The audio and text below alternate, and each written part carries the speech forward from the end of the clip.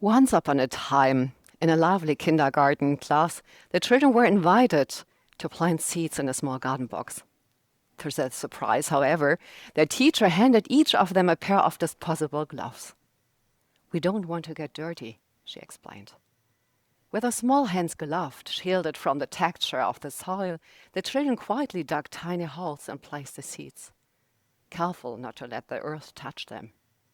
They were told that dirt was messy, that clean hands were preferable. Over time, the gloves became the norm, and the children began to perceive nature as something distant, something to be managed rather than explored.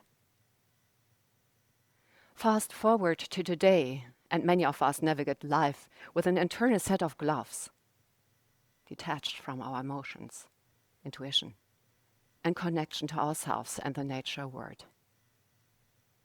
Despite technological progress and the comforts of modern life, alarming trends suggest that we may have strayed too far from what truly matters. We have achieved so much. We have increased speed, content, and results by automating processes. We have sent humans to the moon. We have developed robots that save lives. We now collaborate in medical procedures via telemedicine. How have we accomplished this? The reason I have found lies in our industrial mindset, one that has propelled us forward and made us great. But why has the same mindset now become a source of stress? Why did we not anticipate this development, and why is it so difficult to reverse? I have come to realize we've lost touch with ourselves, with others, and with the world around us. Our minds have become disconnected from our bodies and souls. We embrace the convenience of technology, allowing it to complete tasks for us in the hope that it would solve problems, manage responsibilities, and improve our lives. But I think we haven't understood how to deal with technology in a way where being human and technology can collaborate, being same important. In doing so, we relinquished personal energy, responsibility, and the need for change. The numbers reveal alarming trends. Stress leads to neurological and psychological changes that diminish empathy, making social connections feel exhausting rather than fulfilling. This loss of emotional and social connection reinforces a sense of disconnection, both from others and from a greater sense of meaning and purpose. My research explains this mechanism through neuroscientific, psychological, and social factors. Stress and reduced empathy. The neurobiological link. Chronic stress increases cortisol levels and leads to hyperactivity in the amygdala, the brain's fear and stress center. This overactivation suppresses the prefrontal cortex, which is responsible for emotional regulation, decision-making, and empathy. Studies indicate that prolonged stress reduces gray matter density in the anterior cingulate cortex, a region associated with emotional regulation and compassion. Extended periods of stress deplete cognitive resources, impairing our ability to recognize emotions in others and respond with empathy. From reduced empathy to disconnection. Empathy is fundamental to social bonding and meaningful relationships. When it declines, individuals withdraw from social interactions and feel increasingly detached. Emotional exhaustion caused by stress reduces motivation to engage with others, leading to self-isolation and a heightened sense of disconnection from colleagues, friends, and even one's own emotions. Burnout has been shown to decrease oxytocin levels, the hormone responsible for trust and social connection. The cycle of disconnection. Disconnection from oneself, one's emotion, one's needs, and one's values. Weaken one's sense of purpose, of course, and fulfillment. This disconnection extends to relationships with others and the environment, reducing engagement in social causes, sustainability, and ethical decision-making. A lack of social support worsens burnout, creating a self-perpetuating cycle in which individuals feel emotionally numb, socially detached, and exhausted. In this context, disconnection from ourselves forms from that what I figured out an unreflected relationship to technology, where we are not anymore in the driver's seat. In this context, biohacking and the concept of a digital twin hold a certain appeal. They promise transparency, personalization, and efficiency in monitoring and regulating our own system.